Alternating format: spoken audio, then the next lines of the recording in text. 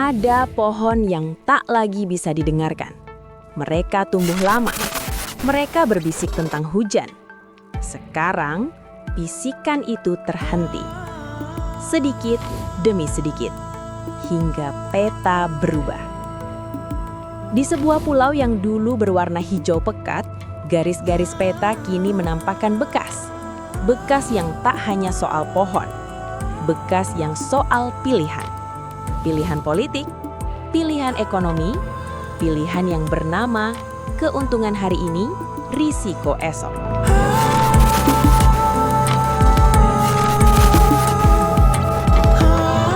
Pada awal 1990-an, Pulau Sumatera masih menyimpan hutan luas. Angkanya besar, hampir 20 juta hektar menurut peta-peta tutupan lahan historis.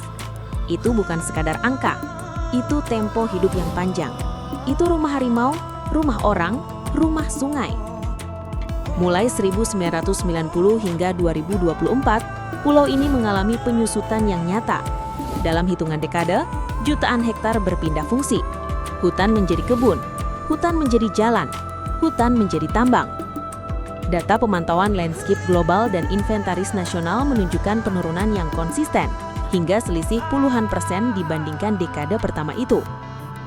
Antara 2001 dan 2024, pulau ini kehilangan beberapa juta hektar tutupan poson. Dalam beberapa tahun terakhir, laju kehilangan kembali meningkat. Ratusan ribu hektar hilang setiap tahun. Angka-angka ini bukan hanya statistik.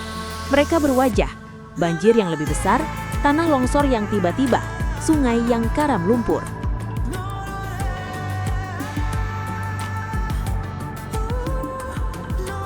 Bayangkan rumahmu, lalu tiap tahun, sekat demi sekat dipindah tanpa izinmu.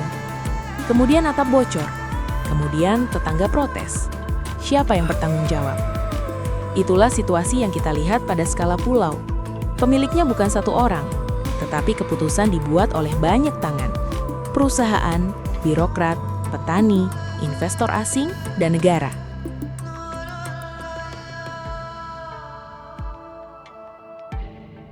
Disinilah drama geopolitik masuk.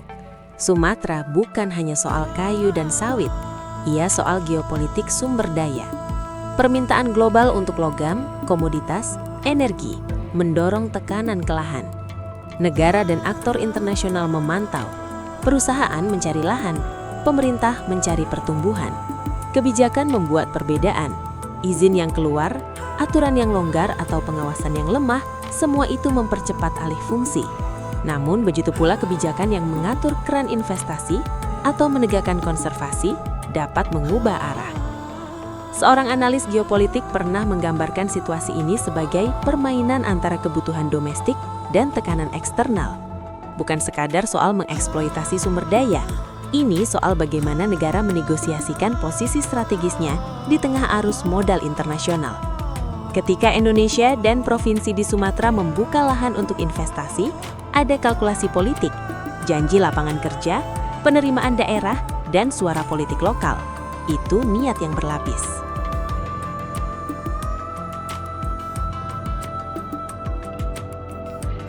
Data memberi kita peta. Peta memberi kita cerita.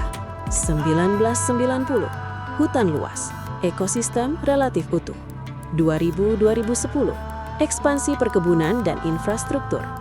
2010-2020, intensifikasi, lebih banyak izin, lebih banyak lahan berubah. 2023-2024, kenaikan laju kehilangan. Ratusan ribu hektar hilang dalam beberapa tahun terakhir. Angka-angka ini menunjukkan pola, bukan sebuah kecelakaan. Itu hasil dari kebijakan dan keinginan. Ada pemenang, ada yang dirugikan.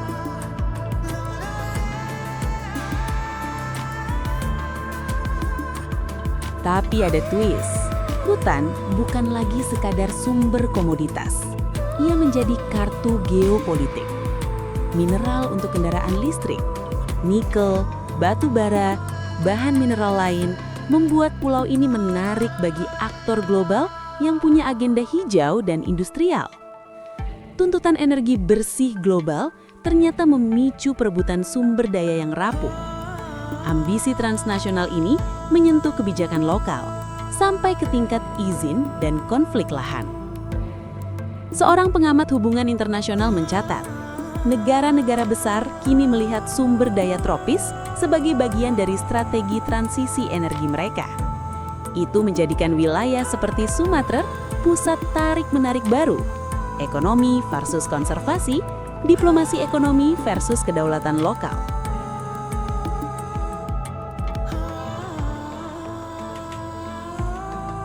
Di balik angka ini, masyarakat adat kehilangan akses. Petani kecil ditekan oleh perusahaan besar. Perempuan yang selama ini mengelola hutan untuk kehidupan sehari-hari mendapati sumber penghidupan berubah.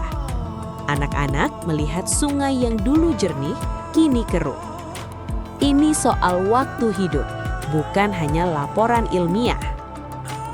Kita bertanya, untuk siapa pembangunan ini? Siapa yang menulis definisi kemajuan itu?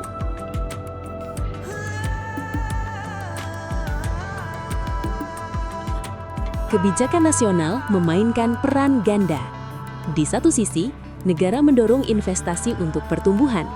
Di sisi lain, ada tekanan untuk memenuhi komitmen iklim dan melindungi ekosistem.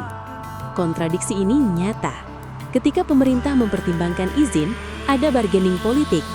Daerah membutuhkan PAD, aktor bisnis menawarkan investasi, pemerintahan pusat mengincar pertumbuhan ekonomi. Analis lingkungan politik mengatakan bahwa tanpa tata kelola yang kuat dan transparansi, insentif ekonomi jangka pendek akan terus mengalahkan kepentingan jangka panjang. Ini bukan sekadar soal hukum yang ada, tapi soal penegakan, akuntabilitas, dan insentif yang benar.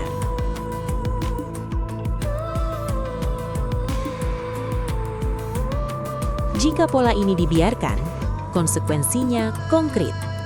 Sungai yang nyaris kering saat musim kemarau. Banjir yang menghantam saat hujan deras karena tanah tak lagi menyerap. Komunitas yang kehilangan ladang dan konflik lahan yang memanas. Dan reputasi geopolitik suatu negara yang harus menyeimbangkan antara permintaan global dan janji konservasi.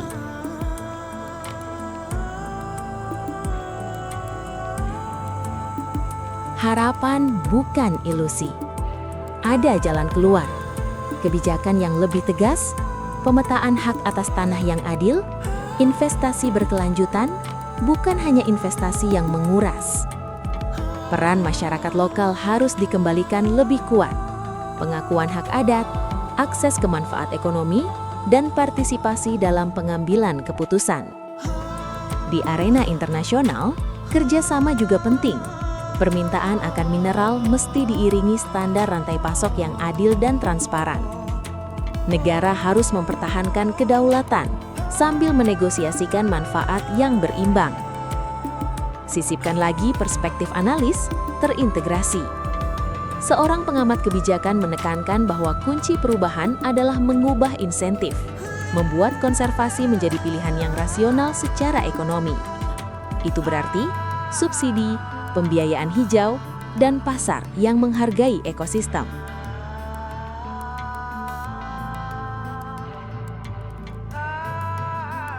Kita kembali ke bisikan pohon. Mereka tak hanya bernyanyi untuk hutan, mereka bernyanyi untuk manusia, untuk sungai, untuk sumur, untuk masa depan yang tak bisa dibeli hanya dengan angka pertumbuhan. Kita di persimpangan. Pilihan di depan mata, memotong atau merawat, mengabaikan atau mempertanggungjawabkan. Sumatera mengajari kita satu hal sederhana.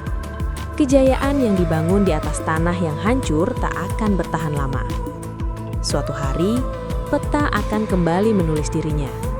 Pertanyaannya, siapa yang akan menulisnya kali ini?